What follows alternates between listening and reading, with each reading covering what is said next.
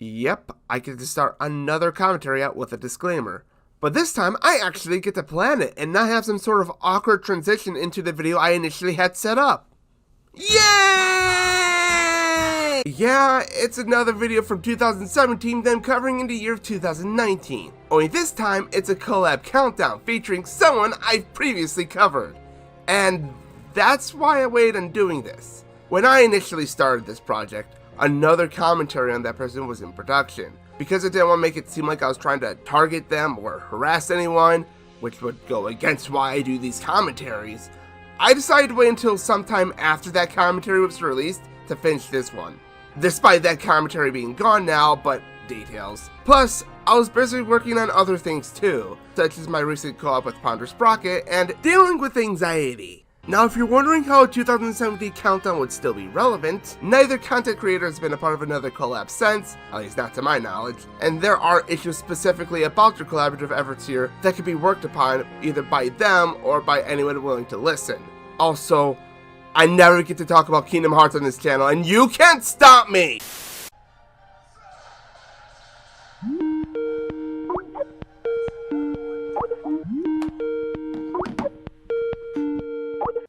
Ron Jeremy changed quite a bit since... Never said I did it. Oh, hey, Arrow! Hey, Jack. I want to do a list of the best bosses in the Kingdom Hearts series, but I haven't played 358 Days. You mind helping me out? So, apart from this buying the list later on, Arrow Dragon, we need to talk. I lied. Jack, why is the only link in your description to your Twitter? Arrow Dragon, what is wrong with your audio? It peaks every other word, and it's actually irritating my ears. If this hasn't been fixed yet, I'm hoping this isn't a computer issue and you can fix this with something more easily affordable or available, like some noise reduction, or retakes, or maybe just a different microphone. Hell, it seems like the microphone you use for voiceovers is completely different, so try using that next time. Sure, why not? Sounds like fun. Great. You're not gonna act like you hacked my video, are you? No, because what happens in 2012 stays in 2012. If I could talk about this for a moment, hacking into someone else's video was certainly a trope from the olden days of the Countdown community, but tropes and cliches are not automatically bad. As long as you do something with them to keep the idea fresh or entertaining, they're fine. I mean, it's not like it'd work in this narrative, seeing as it's already been established that Arrow Dragon called Jack and Jack willingly picked it up. I guess it then begs the question of how Jack didn't know it was Arrow Dragon that was calling if he was using Skype, which tells you who's calling, like pretty much any app that allows for calling nowadays, but I don't know, maybe I'm just reading too deep into things and the curtains are just blue. I mean, those curtains are blue, right? If they aren't, I'm gonna riot. Alright then, let's do this! Now we just need an intro to get this thing going. Something that will be fitting for both you and me. What to do? Both collaborators discussing how each would pick out particular entries, trying to come up with a way to combine their intros to look like they could be shipped. This is just the intro to a countdown with Rabbit the Wee King and Josh Scorcher. Wait a tick. This isn't a Fiery Joker production. I'm doing the editing, so it's starting on my channel. Oh, please. I'm the one who wrote the script, so technically this entire thing is my opinion. I'm the one who came up with the whole thing to begin with. But we agreed and compromised on the placement of each spot, and the script had to be approved by me before we used it. All you did was check for completion. How these guys you didn't even know about? And I'm the one who made the intro. Okay, look. We can't start a topic like this with such vitriol. Truce? Fine. Teacher Brit. What? Nothing! So, how do you want to do this intro? What do you mean? Well, I have a custom-made rock song for my intro, and in your intro you have a licensed symphonic metal piece. How do you want to combine this? Rock remix of a licensed orchestra piece? Let's do it. Man, Rabbit without a beard looks so weird. But you see, it's okay, because Jack made fun of hacking. Wait, I got an idea. I don't. That wasn't my idea, but I guess sometimes the cow just has to go moo. I think I speak for many when I say Kingdom Hearts is one of the greatest RPG series out there. It has everything really, except a cohesive story. It has everything, like turn-based combat. It has grind. Level 1 runs are a thing. Wait, I got it. It has actually explained what it has going for it as an RPG. Otherwise, I could just get away with calling it a hack and slash of RPG elements rather than the other way around. Now for the next part, I'm only going to be playing the audio that I want to cover. The reason for this being, well, Jack, to his credit, does mention that their list would spoil various Kingdom Hearts games. He says this over footage that could potentially spoil various Kingdom Hearts games. Like, you have an entire franchise to work with, You could have done better than the penultimate final boss of Aqua's story in Birth by Sleep. To keep things fair, we're including at least one boss from each main series game, except for Recoded because, let's be real, nobody cares about that game. This rule is not just pointless, it's pointless twofold. First off, this rule is typically put in place so that games that otherwise get no representation get something. That's not the case here, since numbers 10 and 9 are both from games that have at least one entry on the list. Take the rule out, nothing changes. Secondly, is there really any point in not allowing entries from Recoded? All you do is say that no one cares for it. It doesn't give any real explanation and just seems completely arbitrary to do so. There are people that could potentially care for Recoded. I mean, how else are we supposed to know why it's written in Jimmy's Journal, subscribe to Just a Pancake, the #1 channel for Kingdom Hearts commentaries? If neither of you have played Recoded, convey that. The lack of personal experience would completely justify its exclusion. Otherwise, drop the rule. I won't be calling you two out on not having an entry from Recoded if having an entry from every game wasn't a criteria. If not that, stop being fucking cowards and swap your number 10 with your favorite fight from Recoded. I understand the problem with Forest Day first. Why did I write that? I can get why the rule could be a problem, since it's not as true to their opinions if they added such a boss. However, there is some nuance to this rule, requiring one to think more critically and positively about something they'd otherwise dislike or not care for. The real problem with this rule simply boils down to execution, which is why it's a problem here. Jack and Inner Dragon make the rule, then have an exception based on an assumption. One that isn't entirely true either, because I can safely say I enjoyed Recoded far more than Chain of Memories. In fact, I enjoy a lot of things far more than Chain of Memories, as shown by this list of things that I enjoy far more than Kingdom Hearts Chain of Memories. Let's roll! Let's roll! Yeah, this could have been seen better. You know how we said that the Kingdom Hearts series has some fantastic boss fights? Well, Kingdom Hearts 3D really didn't get the memo. Most of the bosses in this game are just not very good. They typically fall into one of three camps. They're either really cheap like Hokomonkey and Wargoyle that have insane range with hard to dodge attacks, really dull like Chill Collapser and Chernobog that just go against what bosses in this series should be. Oh Really no, annoying, like, Chernobog was holy made moly, into this a thing is dive nightmare, mode both boss. figuratively and The literally. horror. There are gems in this boss roster, and this is where Rinsler steps in. And then these two spend the next 50 seconds trying to set up the fight after introducing him. Okay, quick question. Was all this even necessary?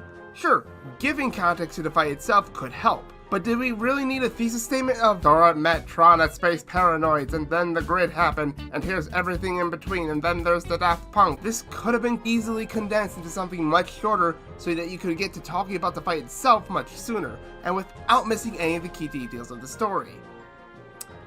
The key... Are you stupid? During the fight, Rinsler will throw his two discs like boomerangs and try to rush you with them up close. Your best bet is to try to keep as much distance from him as possible, if you can help it. Bit of an issue here though. You just said that Rinsler likes to rush down on you with his discs. No matter what, he will try to get close and personal with you, so being far away would be the last tactic a lot of people would use against him. In fact, most people would tell you that the way to beat Rinsler very easily is to keep guarding and using Counter Rush, since he likes to go straight at you a lot, especially when he flips the stage, because no one likes to move upside down. Like me! Oh no, it's 10 p.m. already. If I don't go to sleep, my mom will kill me. But there's a big part to this fight that makes it stand out. The emotion. As we said, Rinsler is a corrupted Tron and Sora wants to save him. He's doing this to save a friend, not save this world. This point is really driven home when the fight ends and Sora reconfigures his data. I'm sorry, but did you forget why Sora was even there to begin with? The general plot given is that Yensid assigned the Mark of Mastery exam to both Sora and Riku, where the task was that they had to restore 7 sleeping worlds with their Keyblades, of which the grid was one of them. So Sora would have to awaken the world regardless of Tron, which is what he does directly after the fight. Now, I understand that saving Tron would be the more immediate goal, since the keyhole for the world may not be easy to find, and also because Tron's a friend, but if Sora's really just doing this for Tron, at least showcase something within the game's story or dialogue that supports what you're saying, please. When the fight ends and Clue sees that his plan has failed, he tries to dispose of Sora, but Rinsler pushes him out of the way. He even tries to grab Sora's hand as he falls. That shows that Tron was saved. Was saved. Then he fell and either died or got reprogrammed by Clue again, so, oof. Man, that's a great emotional moment. The series could use a lot more with that, and less of...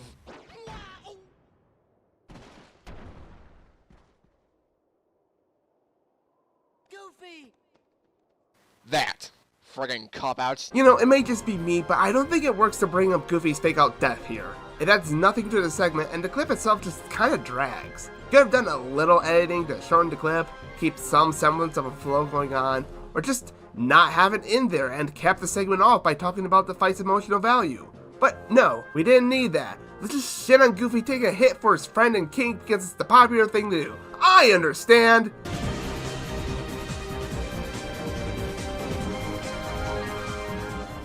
After Ventus left the lane to departure, the master of all three of Birthright Sleep's protagonists, named Ericus, sends Aqua out on her journey to bring him back. And as the game goes on, you find out that it's not because he's concerned about Ven's safety.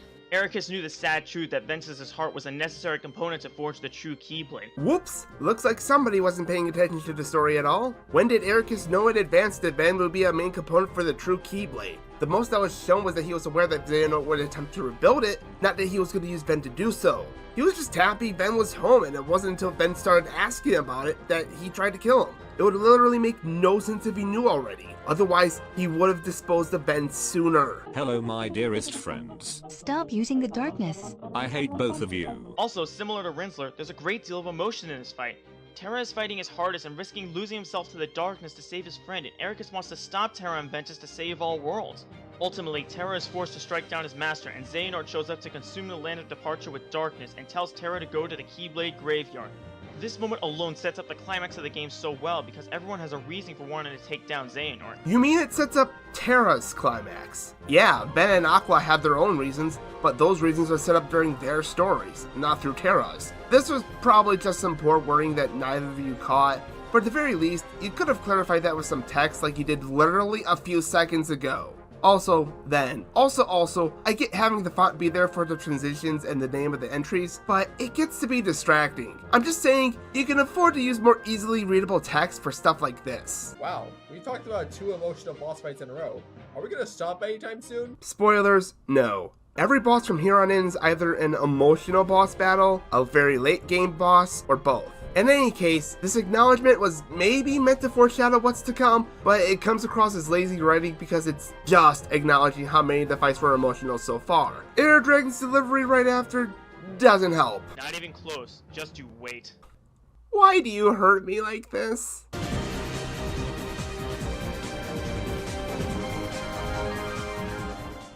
Kingdom Hearts 358 over 2 days. While I personally don't hate the game, I certainly will agree with everyone that it has a lot of issues. One of them being most of the bosses, which range from blah, to step in a pile of mud with socks on, to you're making cyanide pills look tasty, to please go perform toenail surgery on yourself with a plastic spoon! Yeah, they're not that good. However, like with Dream Drop Distance, there are always exceptions to the rule, or so I've heard. I haven't actually played the game myself, so take it away, Jack! Thanks. Time out. Air Dragon, why couldn't you explain this part? Sure, you hadn't played 179 days by this point, but if your job here was just to explain what was going on, you wouldn't need to. Now one could make the case that Jack, having played the game, would have more experience with Shion to provide an opinion on the matter, but he doesn't. He just goes over the story beats, which any schmo could do. Look, if Pickle can read Moby Dick, Aero Dragon can most certainly read Shion's wiki page. Whenever I find myself growing grim about the mouth, whenever it is a damp, drizzly November in my soul, whenever I find myself involuntarily pausing before coffin warehouses and bringing up the rear of every funeral I meet, and especially whenever my hypos get such an upper hand of me that requires a strong moral principle to prevent me from deliberately stepping into the street and methodically knocking people's hats off, then I account it high time to get to sea as soon as I can. I'm honestly more surprised that you even know how to read. Just because my logic is lost on taco pudding does not mean I can't enjoy the works of Herman Melville. Do you? No. Throughout the game, Shion grew really close to Roxas and eventually Axel, and even went through a character development cycle similar to that of Roxas, being that she starts off saying almost no words, but expresses a full array of emotions in the later parts of the story. However, she learned she was eventually going to be used as a weapon for the organization, so she tried to run away and make her own existence, but Axel managed to catch her every time. Ultimately, the organization reprogrammed her and used her for the exact purpose she was meant to have, and her first task was to eliminate Roxas because they know how to handle traitors. Is half of this commentary just going to be referring to the Kingdom Hearts wiki? Is it? It's actually explained that if Shion continued to exist, Sora, the one that could best stop Xemnas' plans, would stay asleep, which wouldn't matter to Xemnas since Shion still wielded a Keyblade, meaning she could still collect hearts so Xemnas could recreate Kingdom Hearts. In the secret reports in particular, it said that Shion fighting Roxas was simply a ruse. Her intention was to get Roxas to absorb her so that he could save himself and thwart what Xemnas was going to do. So, in a sense, Shion wanted to help Roxas in the best way possible. Granted, at the cost of her own existence, but still. Your memories belong to Sora, and without them, I am here. oops. Of course, this all leads to one of the cheesiest lines ever put into a video game. Who else will I have ice cream with? While I understand what they were trying to do with that line, the execution could have been much better. But back to the battle. What's the point of bringing this up?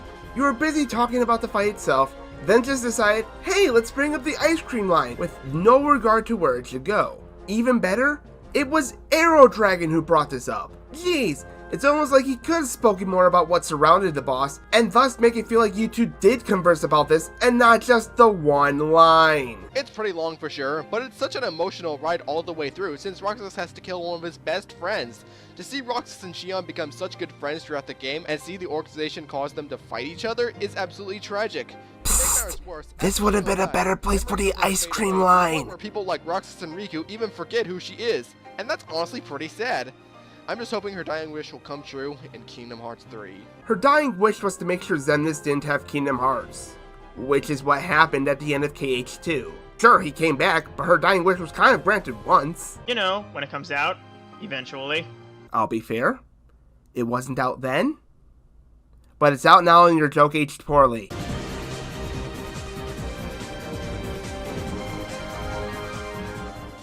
When it comes to bosses in the first Kingdom Hearts game, it's kind of all over the place. Some decent ones, some mildly annoying ones, and some that just make you want to pull your hair out. Fuck it, we're going OG here. However, this game does have some bosses that stick out for the right reasons, such as Leon and Cloud, Hades, and our number 7. These bosses managed to put up a fight that's properly challenging, yet fair at the same time. On that note, let's talk about what's widely considered to be the best boss in the first game, Riku. Widely considered the best boss? Where did this information come from? Don't be shy, I don't bite. Much? What? I get hungry too. Whatever, explain you two. Except I wouldn't know since I haven't played the first game, so this one's all you, Arrow. Or, you won? And there isn't even like a sigh or sarcastic thanks like the previous segment to poke fun at Arrow Dragon doing all the legwork here? I can't believe I'm saying this, but more Jack Stevenson, please. Good afternoon, ladies. Prepare to meet your doom. Well, now I feel stupid. At first glance, this seems like a pretty typical rival battle, and for the most part it is, except that Riku has some incredible dark powers and insane speed. He'll move all over the battlefield, attempting to rush Sora at first. However, periodically during the fight, he'll increase his power to be able to shoot dark energy discs and slam on the ground to release waves of dark fire. Then when most of his health is depleted, he basically says screw you and keeps his power boost. He'll also unleash his most devastating attack, Dark Aura, which is incredibly easy to dodge simply by gliding. We're at the number 7, and all your explanation amounts to is he does dark attacks and he's like your rival or something. The only thing you really touched upon was Dark Aura, which, just because it's easy to avoid, doesn't mean it's a good thing, especially with how much he loves to spam the fucking thing.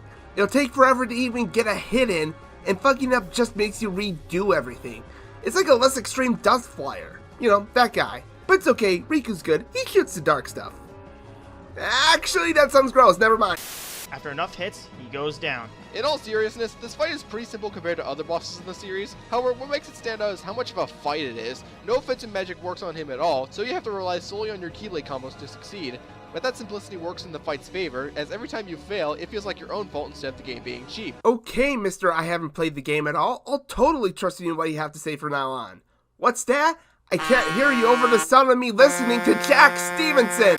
Jack, when you haven't fought the fight in question, how do you know how not cheap it is? Maybe Arrow Dragon told you how he felt and he wanted to give you some lines, but then it begs the question of why he appropriated lines for how fair the fight was and not for explaining the plot. Even then, the more constant use of an attack that leaves Riku invincible during its duration, the distance he'll keep to avoid your combos, and his immunity to offensive spells, don't tell me that it's nearly as fair as you're trying to make it out to be.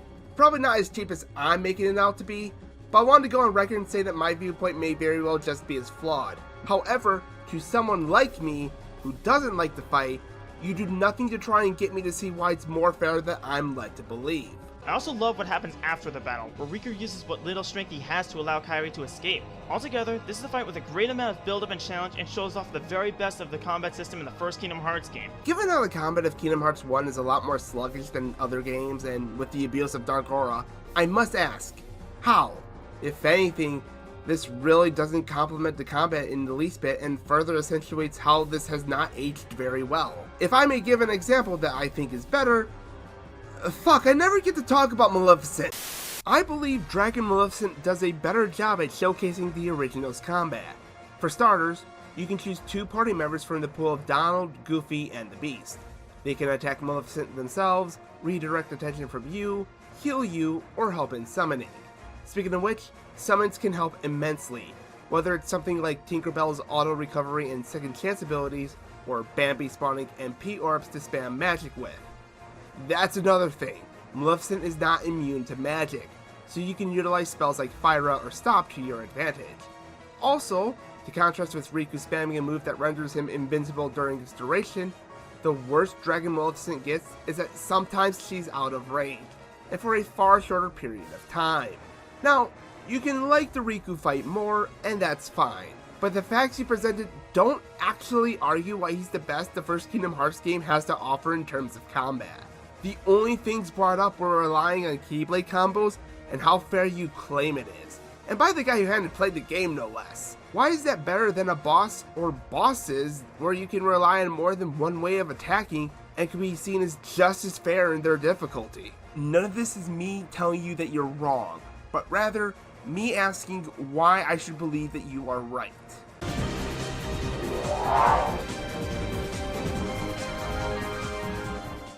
In Birth by Sleep, Terra struggles to keep the darkness within him contained. After laying it loose and defeating his master, Xehanort shows up to offer to take Terra under his wing. Yeah, except that's not what happens here. The scene where Master Xehanort takes Terra under his wing is towards the end of his visit to Radiant Garden, which is about halfway through Terra's story and well before the fight with Ericus.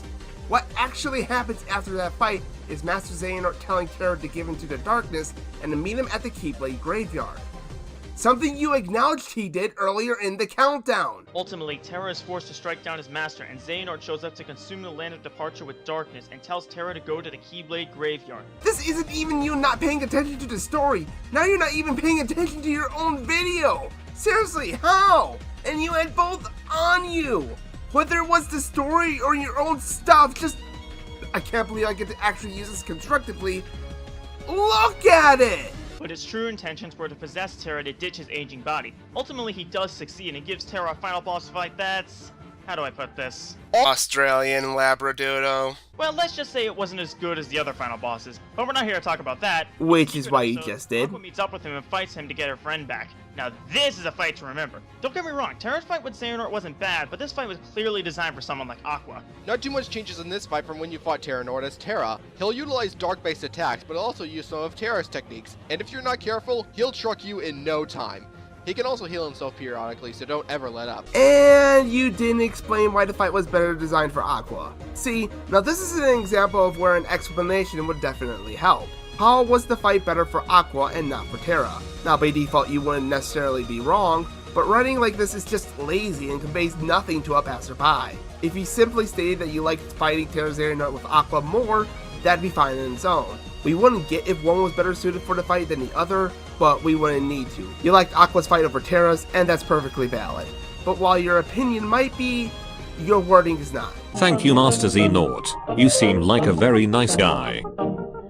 Altogether, it's a fantastic final boss fight and a good way to wrap up the game. Certainly better than the boss in the special episode. And you had to bring up Darkhide. Why? What does mentioning Darkhide do to contribute to the segment? There's transitions, then there's fluff. Fluff is a construct of capitalism. Aren't you fluff? Did I stutter? Because I can if you want me to.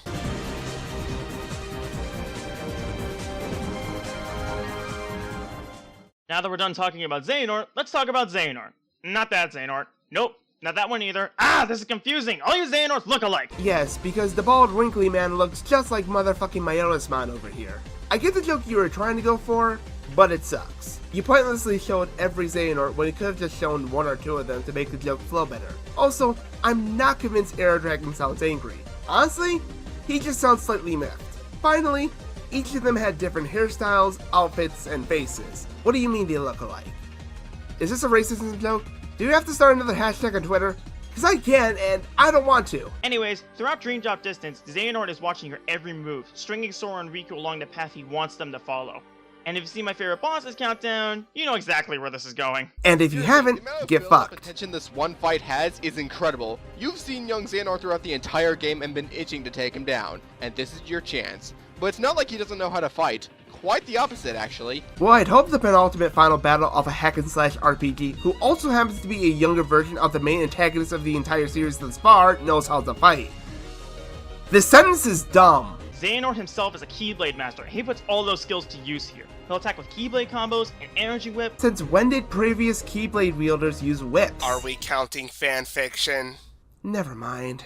Ice crystals, shots that inflict slow, energy shockwaves, and ricocheting lasers. He's constantly keeping on the pressure, but you have to do the same. If you can get him to stagger, that's your opportunity to wail on him. Okay, how so?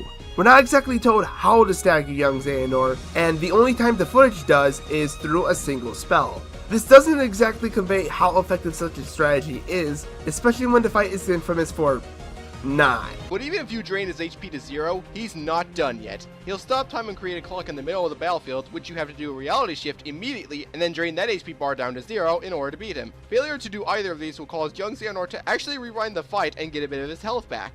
However, that clock is hardly a sitting duck. It'll send clones of Xehanort to attack with rushes, flaming crosses, and fire pillars. Yeah, that's a huge reason why most people don't like the fight. Apart from the fact that he takes some of his attacks from the super boss from Birth by Sleep, which have him constantly swing towards you without any time to react, him rewinding is the biggest problem.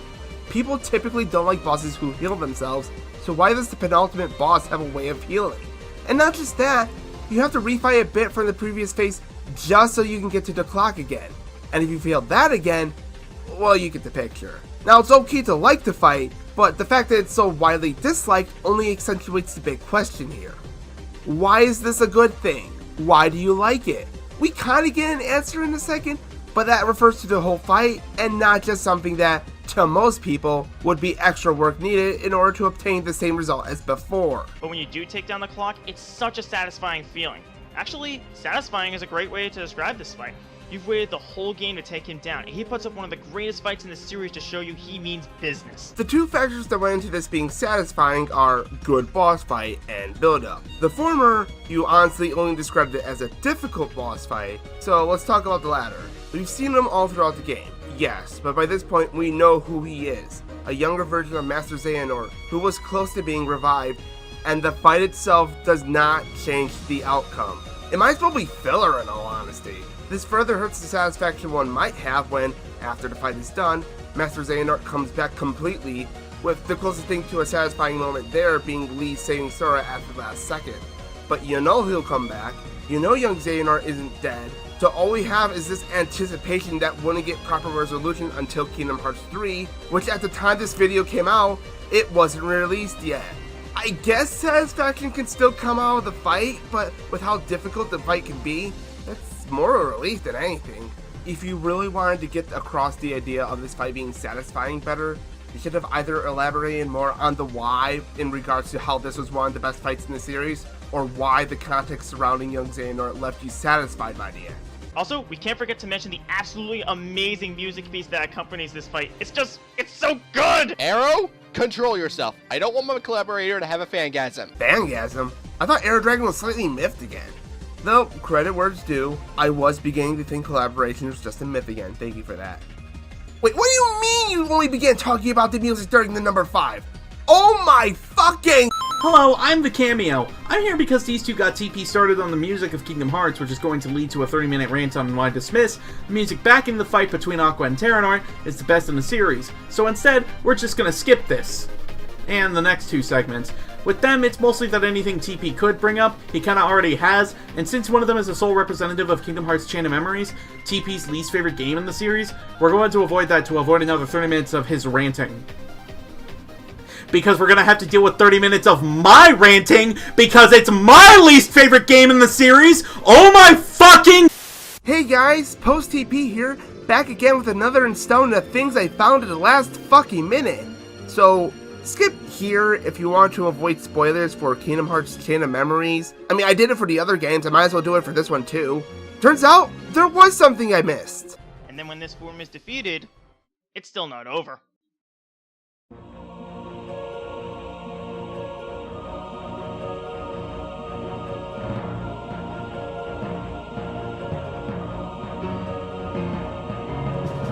We kind of had to stay silent just to let the drastic change in the atmosphere and music soak in. So here we see Jack thinking that just showing the scene and playing the music would help to explain the point, but it doesn't. In fact, this was one of the big things I criticized him for in the original Look at It video. I get that this is the only time it happens throughout this countdown, but it still happened. Hold on, I'm gonna make a call. Oh, someone else wants to do it? And they have your favorite toy. Okay, just as long as it doesn't break. This is my favorite toy. Look at it. Look at it! She broke it, didn't she?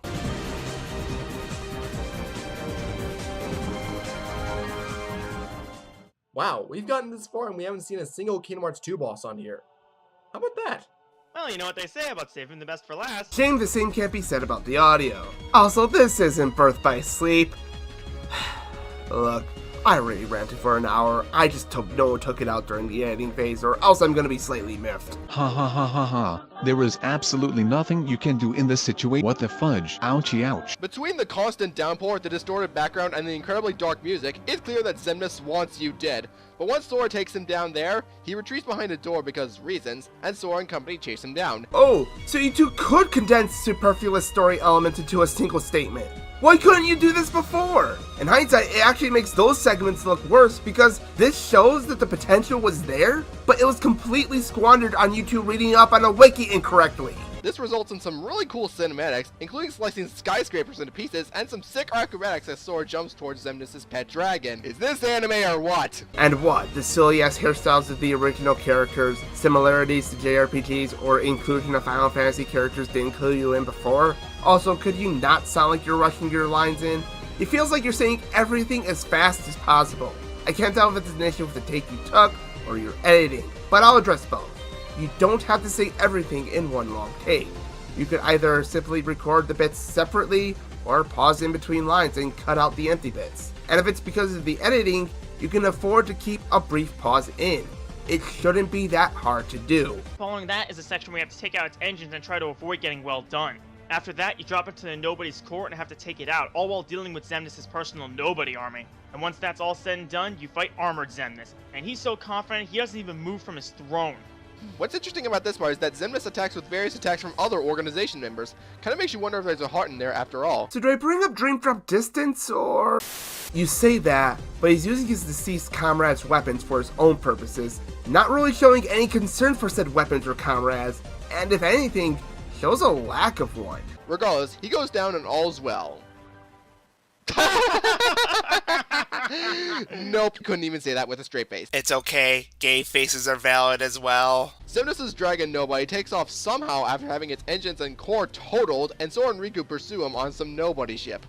Convenient. What follows is a sort of pseudo-gummy section where you have to fly around, shoot down enemy Nobodies, and absorb shots to gain enough energy to shoot up. 2012 memes? Get that shit out of here. 2008 memes? Bring them all back. In fact, why stop at Shoop to Loop? Let's get that Rick Astley guy back. Wrong song!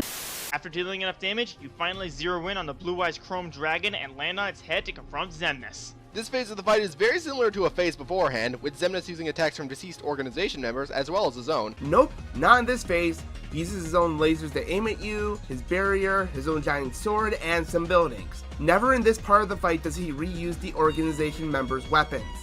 Remember to recheck your sources, please. But it'll occasionally send Sora and Riku flying, and you have to guide Sora back and use a conveniently placed skyscraper to break the dragon's defense to get back to finishing off Xemnas. And then it's still not over. Bringing you into another dimension, Xemnas puts everything he has into his last stand. And when I say everything, I mean it. Including a suit that's either black with white stripes or white with black stripes, I can't tell.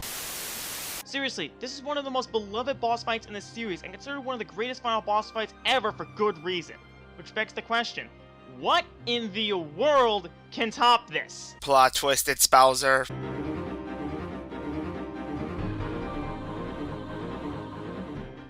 We've seen boss fights on this list run the gamut from great to fantastic to outstanding.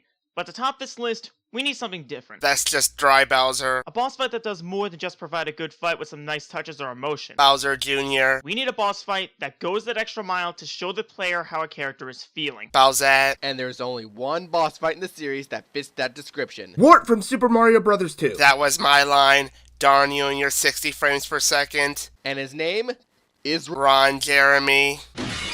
Told you I didn't do it. And on a note of getting one's face smashed in, final thoughts time. Now updated to include the post point that I had. You're welcome, by the way. Since I began the video by talking about collaborative issues, let's discuss them. Something this video lacked was chemistry. It's something that makes these projects so entertaining. Seeing two different, even if similar personalities bouncing off of one another. Because this video only had you two interact sporadically, it made this project less interesting. Which is probably the worst thing about the video. And the solution is simple. More banter. You don't have to do skits where you talk to one another, just brief sentences here and there, and not entire entries apart.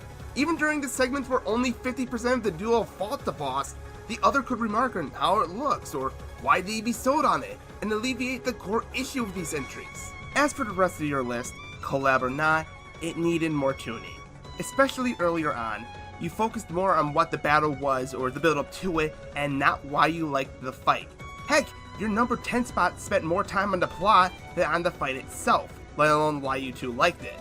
And funny enough, there's another person, Stephanie Sparta, who also did a top 10 Kingdom Hearts bosses list and put Rinsler at the number 10 spot. The big difference between your video and hers, however, comes down to structure. She spends less time on plot and more time on jokes, explaining the fight, and why she liked it. That's the ultimate point of an opinion list, giving out the opinion. Why do you feel the way you feel about the thing you're feeling feelings towards? I swear that makes sense. I may not agree, but I don't need to. I just want to know how you feel and understand where you're coming from.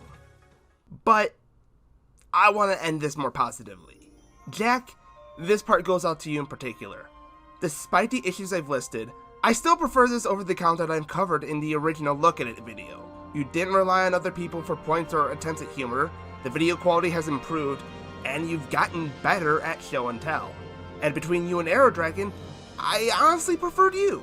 It felt like you tried to interact with your partner more than he did, and your live action bits didn't damage my ears. So, if you take nothing else from this video, especially since the video I covered was 2 years ago and you two might have actually improved on everything already, leave the video with this. As someone who's covered you years ago, I see that you're getting better. Sure, you might still have quite a way to go, but I'm happy to see that you've started. Man, that static's been pretty prominent today. Timing's impeccable, but still I'm confused. What's going on? That voice. Yes, TP. It is I, Doodle Tones. Susie? Phew, I thought it was something else. Wait, what did you think it was? Don't worry about it. So, what brings you to my neck of the woods? Oh, nothing. I just wanted to hack your commentary and make it a co-op. Why do we call collaborations and countdowns collabs, but collaborations and commentaries co-ops? I don't know. Now, are we going to... Commentary's over. Do, You heard me. In the time it took you to try and hack my video, I finished it. Damn it. Not again. Well, that's what you get for not hacking my commentary fast enough. Yeah, you're right. Heck yeah, I'm right.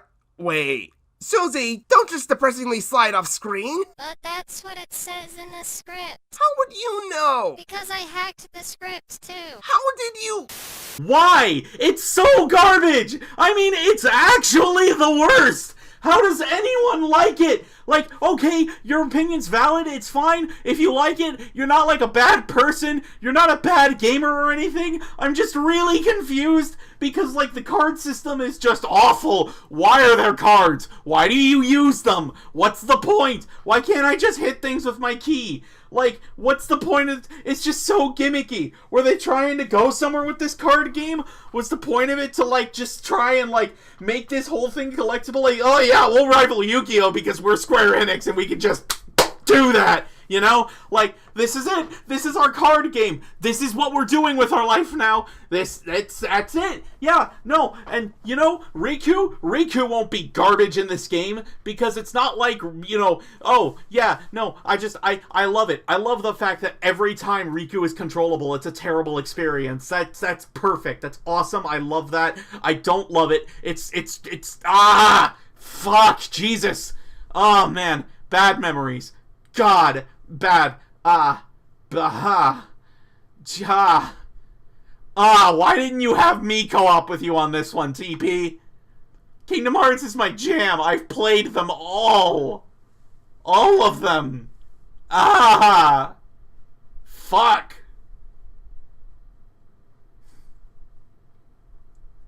I feel offended. I'm not actually offended. You can cover things how you want. Just Christ. Christ alive.